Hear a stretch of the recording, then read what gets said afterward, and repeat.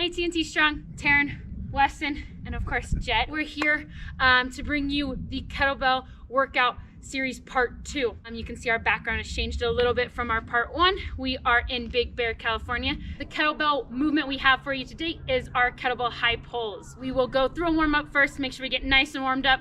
We'll go into our skill work, which again, like I said, is that kettlebell high pull, and then we'll head right into our workout that we have created for you guys. All right, TnTStrong, so let's get right into that warm-up. With the high pulls, we're gonna go into arm circles here, forward arm circles. We'll be doing something very similar to the kettlebell swing, but adding a pull at the top, so we wanna make sure that our shoulders are nice and loose. So a couple forward circles here, and then reverse. I prefer my reverse arm circles to be one at a time here. I feel like I can get a larger range of motion. A few more here. And then finally, hug yourself, getting ready for this exercise, throwing those wrists nice and far back, stretching out the chest, but also opening up those shoulders in this different plane of motion. Warm-up part 2, we're going into hip rotations. So feet slightly wide, sending those hips in big circles. There we go. Pressing all the way out. Make sure to get both directions. Really important for any sort of kettlebell swing movement. Most of the power in this movement should be coming from the hips and glutes. Next up, let's drop onto the ground and get a couple T push-ups. Again, opening up those shoulders. So I'll drop down and then open all the way up. Switching direction here.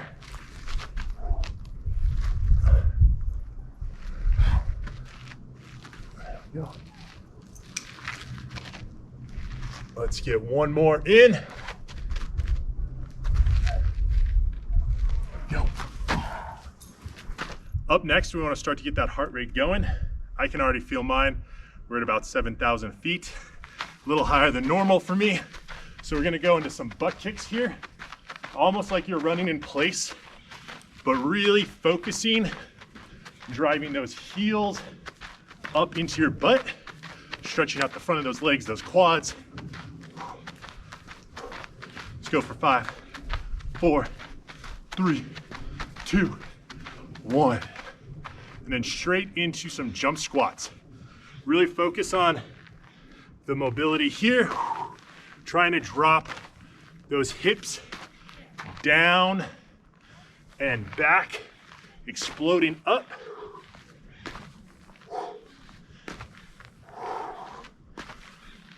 There we go, one more. I'm nice and warm, hopefully you are too. Moving on next is the skill progression, the kettlebell high pull.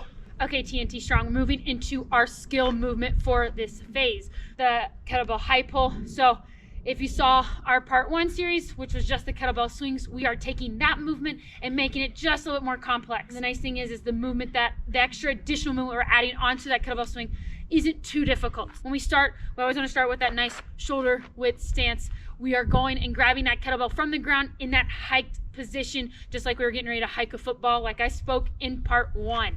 Kettlebell's out in front of us. We are bending over to grab that handle of the kettlebell. We're gonna hike it back between our legs and then drive into that kettlebell swing.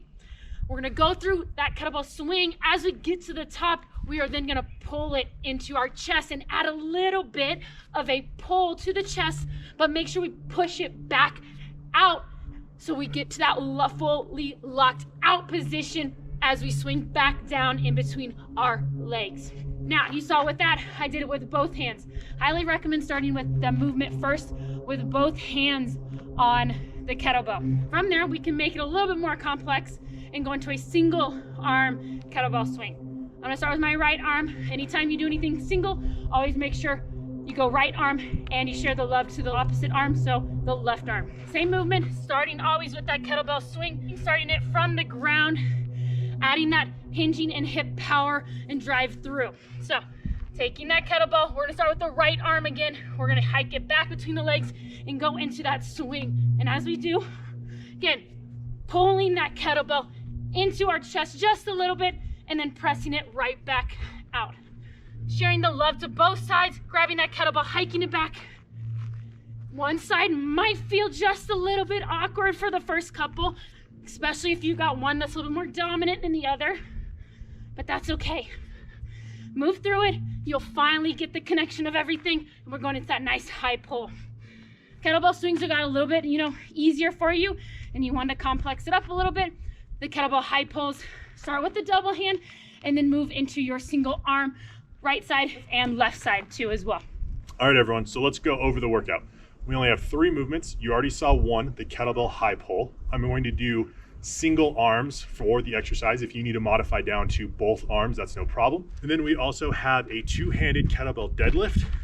So I'm gonna hip hinge here, drop down, grab my kettlebell right in between my feet, and then stand up, standing all the way tall, making sure to keep your shoulders back and your spine nice and in line. The next exercise on one side, gonna be nice and straight here, strong, dropping the kettlebell straight down the side of your legs, lifting up, and this one will obviously go right and left. So this is like a standing lateral crunch with a kettlebell.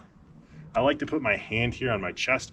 It helps me to stay nice and lateral. What you don't want to see, so if I turn sideways, you don't want anything like this dropping down. You want to stand nice and straight, shoulders back, tipping directly over to the left or the right. So for our workout, we are going to do something that's called an EMOM, which stands for every minute on the minute. And we're gonna actually have 2 different minutes. They're gonna be the same, but they're gonna be a right and a left. So you saw the kettlebell high pull, right and left. And then the deadlift is going to be 2 hands, both minutes. And then the side pull, right and left. So what I mean is the first minute, you will do 6 kettlebell high pulls with the right hand into the 2-handed deadlifts, and then finish off with the kettlebell in the right side, going into those side lateral crunches. Rest with whatever time you have left in your minute. And then on minute number 2, you'll do the exact same thing, but the kettlebell high pulls will be with the left hand, and then you'll do 2-handed deadlifts, and then left-handed lateral crunches.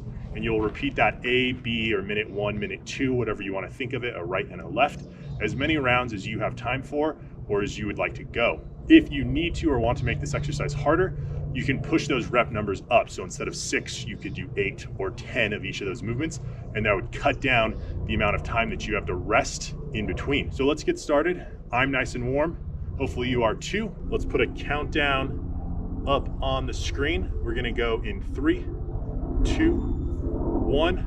Right-sided kettlebell high pulls. 1, 2, 3, 4, 5, 6. Dropping that kettlebell down nice and safe. We want to be safe here. 2-handed deadlifts. 2, 3, 4, 5, 6. And now I'm going right side lateral crunches. 1, 2, 3, 4, 5, 6. And if you kept up with me, you have 20 seconds now to catch your breath. So again, if you want to make this harder, add more reps onto that count of 6. We have 10 seconds of rest. We're going in 5, 4, 3, 2, 1. Left-handed kettlebell high pulls. Remember, driving those hips forward, creating that power from the hips. I have 2 more. 1 more. Dropping down safely. Going into our deadlifts. 2, 3, 4, 5, 6. And now the kettlebell is in the left side. Lateral crunches. 3, 4, 5, 6. Set that down. Again, a little more than 15 seconds left of rest before we repeat that on the right side. Get a quick drink of water. 10, 9, 8, 7, 6, 4, 3, 2, 1, and you're up. All right, TnTStrong, that is it for Kettlebell high pulls, our second workout in the series of just a kettlebell, all you need for the exercise, the workout. Let us know if you did the high pulls with one hand or two hands, and let us know how many rounds that you went. We only showed you one round of right and one round of left. You should and can increase that to however much time you need to fill in the workout. One thing also, you don't have to always do these things inside. Get outside. Exactly. You know, find a perfect, flat, beautiful, scenic area, or maybe just be outside on your concrete or grass somewhere. But it doesn't have to be inside. Get outside, get some sun, feel good out there. Be great. See you next time.